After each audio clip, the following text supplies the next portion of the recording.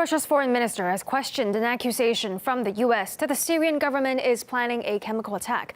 He said Washington's claim could encourage terrorists to use chemical weapons as a provocation and blame it on President Assad.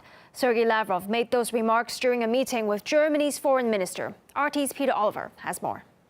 It was certainly very workmanlike. There wasn't so many of the pleasantries that you usually find at these type of diplomatic talks. Very straight speaking from the Russian foreign minister in particular. He said that Russia would react to US provocations towards the Syrian government.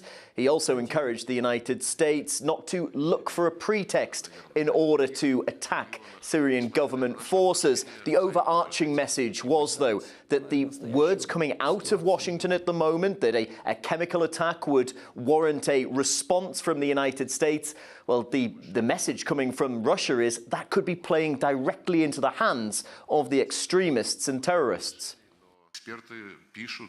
I look at the US experts and they say openly that extremists could use these claims by Washington, make provocations and shift the blame onto the Syrian government. Well, on Tuesday, the statement came out of Washington that they said they knew that in US intelligence circles that there was a chemical attack being planned by Assad, and that if that was carried out, then there would be repercussions in the form of an attack from the United States. Well, what that has prompted is journalists in America asking questions from Washington and from the senior figures in the administration over where they got that information from and what evidence there was for it. Do you guys have any evidence to share with us about this potential preparation for the use of chemical weapons? Because that wasn't actually laid out. Right, and nor would that be laid out, because that would be considered an intelligence matter. When you guys believe that it's in your interests, you do put out what you say is evidence or proof of things that involve intelligence. I'm not going to get into that one with you, but this is a very serious and grave matter. Well, not a great deal coming from the State Department spokesperson there, but Washington insists that the threat it laid down against Syria has perhaps stopped an attack. Now, that comes from James Mattis, the US Defense Secretary.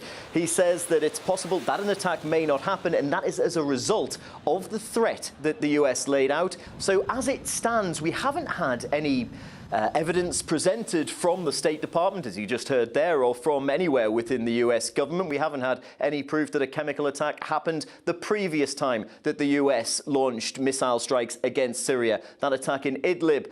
We heard Sergei Lavrov at this meeting in Krasnodar say that he wanted to see the UN chemical weapons watchdog allowed to carry out a full investigation on the ground there. As he pointed out, they haven't been allowed to do that as of yet.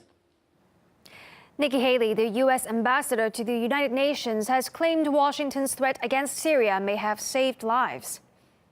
I can tell you that due to the president's actions, we did not see an incident. I would like to think that the president saved many innocent men, women, and children. It's pretty bizarre. Let's remember that the threat from Mr. Spicer on Wednesday, I believe, or excuse me, 2 days ago, said that this was if they did another attack, referring to the attack in Idlib in April. And remember, this came just after the publication of a very detailed article by Seymour Hersh, essentially debunking that attack, showing that there was no attack by the Syrian government. So now we have Mr. Mattis and Ambassador Haley essentially claiming credit for the non-occurrence of an event that was unlikely to have occurred in the first place, itself supposedly a repeat of an earlier event that didn't happen either.